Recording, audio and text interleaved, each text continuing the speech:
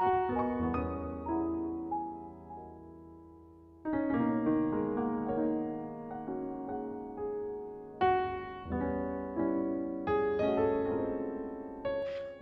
এক সপ্তাহ ধরে নন্দন প্রাঙ্গণে চলছিল শারদ বইমেলা অনুষ্ঠান। এটি মূলত একটি ছাড়বেলা, যেটি বইমেলার মতো বিভিন্ন প্রকাশনী একটি জায়গায় এসে মিলিত হয়, তাদের স্টল দেয় এবং তাদের বইগুলোর ওপর কিছু পার্সেন্টেজ ছাড় দেয়। সাধারণত 20% বা 25% সর্বোচ্চ পাওয়া যায়, তার বেশি কখনোই পাওয়া যায় না। কিন্তু এই ধরনের ছাড়বেলা বা এই যে মেলাগুলো, এই ধরনের মেলাগুলোতে একটু বেশি ছাড় পাওয়া যায়। এটি প্রত্যেক বছরই পুজোর আগে হয় এবং এবছর নন্দনে যে হয়েছিল সেটিতে আমি ভিজিট করেছিলাম। অনেক প্রকাশনী এসেছিল, বড় বড় প্রকাশনী যেমন আনন্দ মিত্র, ঘোষ পাবলিকেশন, দেশ, পত্রভারতী সবাই এসেছিল। তো আমিও সেখানে যাই এবং কিছু বই সংগ্রহ করি। যেহেতু অনেকগুলো বই আছে, প্রায় 14-15টা মতো বই আছে, তাই আমি এটিকে দুটি পার্টে ভাগ করে দেবো, ভাগ করে দুদিনে দেখাবো। আজকে এটির প্রথম পার্ট এবং প্রথমেই যে বইটি নিয়ে আমি কথা বলবো সেটি হলো গানের জগতের অন্যতম একজন বিখ্যাত মানুষ গৌরীপ্রসন্ন মজুমদার, তাকে নিয়ে লেখা আজকাল প্রকাশনী থেকে প্রকাশিত বইটি। সম্পাদনা শ্যামলী আচার্য। আমি এবার ঠিক করেছিলাম যে আমি মূলত তো গোয়েন্দা কাহিনী এবং গোয়েন্দা কাহিনী বলা ভালো, থ্রিলার টাইপের বই পড়ি। তো এবার আমি যখন এই বইমেলাতে যাই, তো সেখানে গিয়ে আমি ঠিক করি যে আমি একটু অন্য ধরনের লেখা পড়ব। তো সেই ধরনের বই সংগ্রহ করার উদ্দেশ্যেই এই বইটি আমি সংগ্রহ করেছি।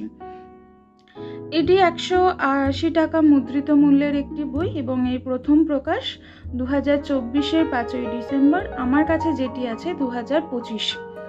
এটি আমি 30% অফে পেয়েছি। ওখানে বেশিরভাগ স্টলেই 30%টা মিনিমাম দিচ্ছে এবং যে বইগুলোতে একটু কাটা বা ছেঁড়া ফাটা আছে বা স্টক ক্লিয়ারেন্স বই অ্যাকচুয়ালি যেগুলো, সেগুলোতে কোনো দোকানে 40%, কোনোটায় 50, কোনোটায় 60 অবধিও দিচ্ছে।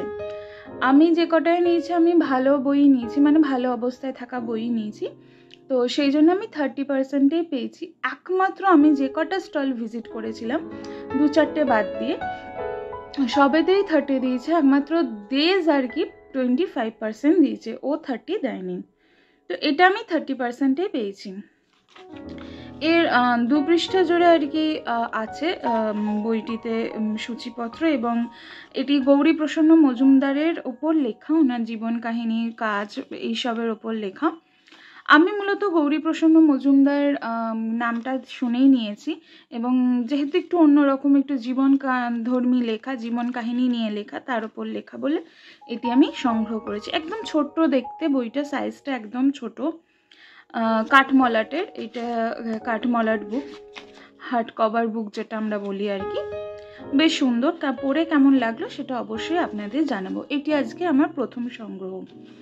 এরপরে একই প্রকাশনী অর্থাৎ আজকাল প্রকাশনী থেকেই নেওয়া আরেকটি বই, রঞ্জন বন্দ্যোপাধ্যায়ের লেখা স্টার বিনোদিনী থিয়েটার।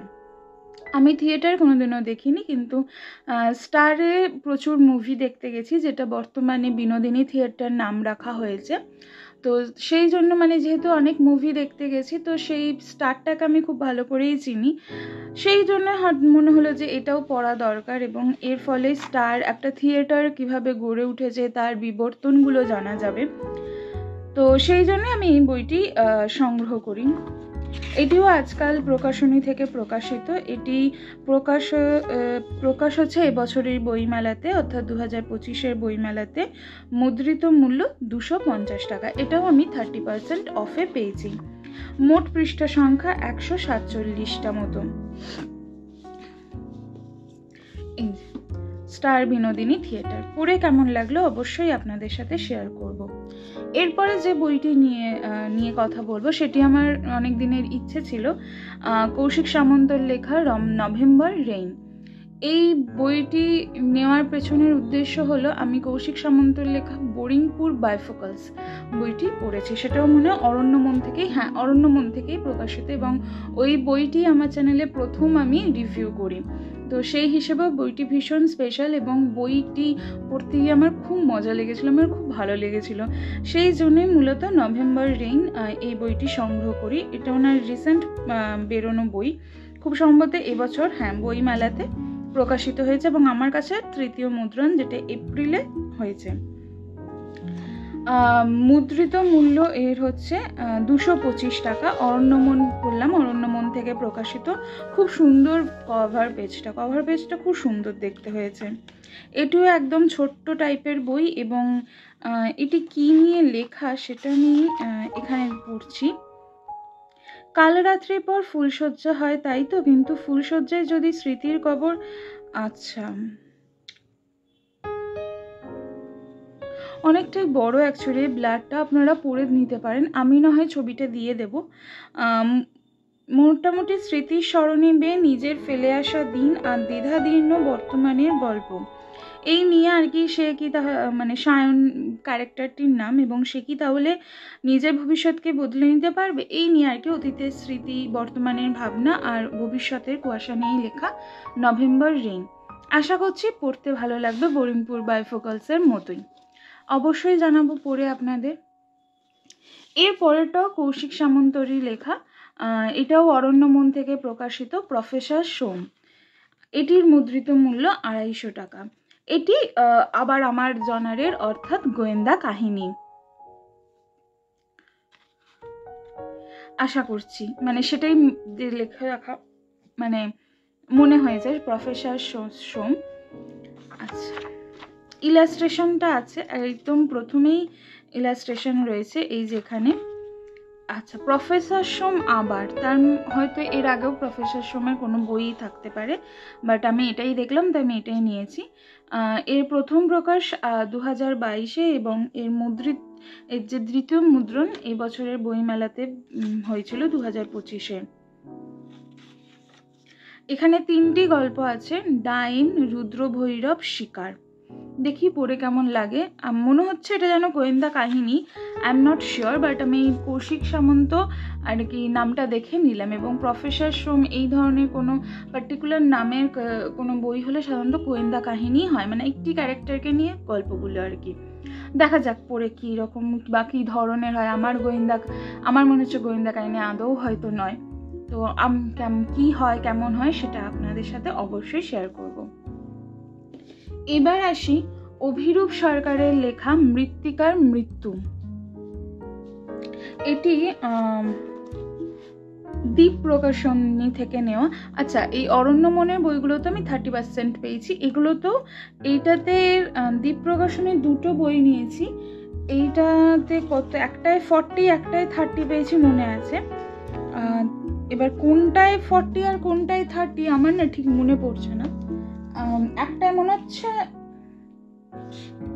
হ্যাঁ এটাই আমি 40% পেয়েছি, মনে পড়েছে, এটাই আমি 40% পেয়েছি অফ। আর আরেকটা বই এরপরে দেখাবো, সেটাই 30% পেয়েছি।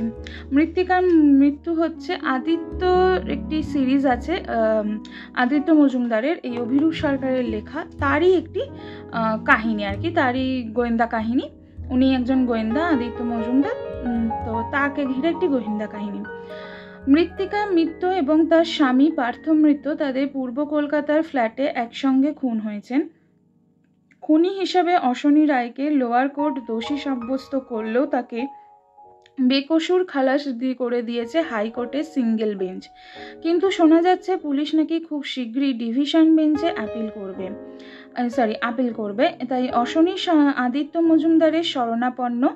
অশনি কি মিথ্যে কথা বলছে যে সে মৃত্তিকাকে প্রায় চিনতই না, নাকি অশনির বাবা কার্ডিওলজিস্ট অসীমাভ রায়ের ওপর প্রতিশোধ নেবার জন্য অশনিকে কেউ ফাঁসিয়েছে? যে ড্রাগ চক্র ইদানিং কলকাতা এবং তার আশেপাশে সক্রিয় হয়ে উঠেছে, তার সঙ্গে কি মৃত্তিকা এবং তার স্বামী পার্থ খুন হবার কোনো সম্পর্ক আছে? পড়তি পাউরুটি কোম্পানি সেন বেকারের সঙ্গে। এটা গোয়েন্দা কাহিনী। আদিত্য মজুমদারের গল্প আমি মূলত একটি অডিও চ্যানেলে শুনেছিলাম, কোন একটি স্টোরি আর কি, যে চ্যানেলগুলো আছে অডিও স্টোরি, সেরকম একটি চ্যানেলে শুনেছিলাম এবং খুব ভালো লেগেছিল আদিত্য মজুমদারের কাহিনী, তাই আমি এই বইটি আর কি সংগ্রহ করেছি। এর মুদ্রিত মূল্য 350 টাকা, 350 টাকা, এবং এটি প্রথম প্রকাশ হচ্ছে 2024-এ এবং দ্বিতীয় মুদ্রণও 2024-এ। একটা বইমেলার সময় মেবি, আর একটা তারপরে ডিসেম্বর মাসে। দেখা যাক পড়ে কেমন লাগলো। অভিক সরকারের লেখা আমি এর আগেও পড়েছি, আশা করছি ভালো লাগবে। আচ্ছা, এরপরে আসি লগ্নজিতা সিরিজের মাস্টার প্ল্যান, লিখেছেন অর্পিতা সরকার। রিসেন্টলি আমি লগ্নজিতা সিরিজের একটি বই পড়েছি, আপনাদের সাথেও আমি শেয়ার করেছি ওই ভিডিওটি, একদম লাস্ট ভিডিও মনে ওটা, সেই ডায়েরিটা আমি এখানে আই বাটনে দিয়ে দেবো এবং ডেসক্রিপশানেও দিয়ে দেবো বই লিঙ্কটা। তো পড়ে আমার ভালোই লেগেছে, খারাপ লাগেনি, বেশ ভালো লেগেছিল। তো সেই জন্যই আমি এবারেও লগ্নজিতা সিরিজের অন্য একটি বই দেখতে পেয়ে আমি নিয়ে নিয়েছি। এটাতে আমি 30% পেয়েছি। এটি হচ্ছে অষ্টধাতু চতুর্ভুজ ভুজা পার্বতী মূর্তি, চুরি হয়েছে দক্ষিণ কলকাতার ঐতিহ্যবাহী মুখার্জি বাড়ির মন্দির থেকে। লোকমুখে প্রচলিত আছে এই মূর্তি নাকি প্রতিষ্ঠা করেছিলেন স্বয়ং আকবর। 400 বছরের পুরনো এই মূর্তি রাজ্য তথা দেশের সম্পদ। সেই মূর্তি আচমকাই চুরি হয়ে গেছে রথের দিন। মুখার্জি বাড়ি পূর্ব ইতিহাস বলছে পার্বতী মায়ের ক্ষোভে পড়ে আগেও অনেক বিপদের মুখোমুখি হয়েছেন এই বাড়ির পূর্বপুরুষেরা। মোট কথা এই ঘটনা নিয়েই আর কি এই পুরো বইটি, উপন্যাসটি। তো লগ্নজিতা ইন্সপেক্টর লগ্নজিতা কিভাবে সেটা সলভ করে সেটি দেখার। দ্বীপ প্রকাশনী থেকে প্রকাশিত। এর মুদ্রিত মূল্য 300 টাকা। 2025-এ জানুয়ারি মাসে প্রথম প্রকাশ, আমার কাছে দ্বিতীয় মুদ্রণ। বেশ, যেটা একদম স্ট্যান্ডার্ড বুক আমরা পড়ে থাকি সেই রকম সাইজের, এবং এর ইয়েটা খুব ভালো লেগেছে আমার, উপরের যে কভার পেজটা সেটা। এখন অবধি প্রত্যেকটি বই আর কি হার্ড কভারের। এরপরে আসি আমার অনেক দিনের আর কি ইচ্ছে কেনা যে বইটি, সেটা হচ্ছে বিনোদ ঘোষালের লেখা কে বাজায় বাঁশি। বইটির মুদ্রিত মূল্য না কেনার পেছনে একটি কারণ হলো বইটির মুদ্রিত মূল্য 550 টাকা, এবং আমার মতো মানুষদের, অনেক পাঠক বন্ধুদের কাছেই 550 টাকাটা অনেকটা বড় অ্যামাউন্ট। ফলত আমরা ওয়েট করে থাকি কখন একটু বেশি ছাড় পাওয়া যাবে। তো আমি যখন দেখলাম যে এখানে 30% অফে এই বইটি বিক্রি হচ্ছে, তখন আমি একটু দ্বিধাবোধ না করে এই বইটি কিনে নিই, কারণ এর চেয়ে বেশি ছাড়ে হয়তো আমি আর নতুন বই পড়তে পারবো না। পুরনো বই কেনাই যায়, সেটা একদমই ঠিক, কিন্তু আমার একটু নতুন বই, ফ্রেশ বই পড়তেই ভালো লাগে। এটি প্রথম প্রকাশ 1425-এর জ্যৈষ্ঠ মাসে। ইংলিশটা হচ্ছে আমি ঠিক বলতে পারবো না, তবে এবারে 1432 চলছে, তো হিসেব করে নিতে পারেন আপনারা, আমি হিসেবে ভীষণ কাঁচা। আমার কাছে যে বইটি আছে সেটা হচ্ছে 5th এডিশন, আগস্ট 2024-এ যেটি আর কি প্রকাশিত হয়েছে। এটি নজরুলের ওপর লেখা। নজরুল আমাদের কাছে একজন বিদ্রোহী কবি নামে পরিচিত। তার ডাক নাম ছিল দুখু মিয়া, কারণ তিনি জীবনে এতটাই দুঃখ কষ্ট পেয়েছেন, তাই নাম দুখু মিয়া। নজরুল ইসলামের নাম আমরা ছোটবেলার পাঠ্য বই থেকেই জেনেছি। এছাড়াও নজরুল গীতি, আর বিশেষত যেহেতু রবীন্দ্রনাথ এবং নজরুল দুজনেই একই মান্থে জন্মগ্রহণ করেছেন, ফলে আমাদের কি হতো, এই রবীন্দ্র জয়ন্তী আর নজরুল জয়ন্তী দুটোই একসাথে পালন হতো। তো সেইভাবে আর কি নজরুলের নাম, নজরুলের লেখা কবিতা, গান, এই সমস্ত কিছুর সাথে ভীষণভাবে পরিচিত। কিন্তু সেই মানুষটাকে আমার চেনা হয়নি, মানুষটাকে আমার জানা হয়নি। সেই মানুষটার জীবন কাহিনী, তার জীবনে ঘটে চলা ঘটনাগুলো জানার উদ্দেশ্যে আমি এই বইটি অ্যাকচুয়ালি সংগ্রহ করেছি। এই বইটির 3টি পার্ট, কে বাজায় বাঁশি 1, 2, 3। আমি একটাই কিনেছি, কারণ আমার ইচ্ছে ছিল পড়ার, কিন্তু বইটি তো আমি এর আগে পড়িনি কখনো, কেমন লাগবে না লাগবে সেই জন্য আমি একটি পার্টই কিনেছি। এবং আরও একটা কারণ হচ্ছে মুদ্রিত মূল্যটা আমার কাছে যে একসাথে আমি 3টে বই, কারণ ওগুলোও ধরুন 550 করেই দাম, তো একসাথে আমার পক্ষে কেনা পসিবল ছিল না। তো এবছর আমি সেজন্য এটা কিনেছি। এটা পড়ি আগে, তারপর এটা পড়া শেষ করার পর আমি আবার যখন মিত্র ঘোষ থেকে, যেহেতু এটা প্রকাশিত, ওরা পাবলিকেশন, ওরা আর কি আবার যবে 30%-এর একটা অফার নিয়ে আসবো, তখন আবার নেক্সট দুটো পার্ট সংগ্রহ করব। বিনোদ ঘোষালের লেখা কে বাজায় বাঁশি, এটা আমি অ্যাকচুয়ালি পড়তে শুরু করেছি, এবং এর যেটা ওই লেখক পরিচিতি বা ভূমিকা হিসেবে থাকে না, এই যে একদম শুরুতে আমি দেখাচ্ছি, এই যে ভূমিকা, এক অলৌকিক যাত্রাপথ, এইটাই অনেকটা 4 পাতা 5 পাতার লেখা। এটা যখন আমি এখান থেকেই বই পড়া শুরু করি, অনেকে হয়তো পড়েন না, কিন্তু আমি এই বইটি লেখার পেছনে যে লেখকের ভাবনা চিন্তা সেটা পড়তে আমার খুব ভালো লাগে। তো এই বইটি এই জায়গাটা আর কি পড়তে গিয়ে আমি বুঝলাম লেখক লিখছেন যে এটা অ্যাকচুয়ালি আনন্দবাজারের যে রোববার পত্রিকাটি সেখানে বেরোতো, মানে প্রত্যেক বছর বেরোতো 2014 না কত সাল থেকে, আমার ঠিক মনে নেই, অনেক বছর আগের কথা আর কি এই বইটি। যাই হোক বেরোতো, এবং তখন তারপরে এটি বই আকারে আর কি প্রকাশিত হয়েছে।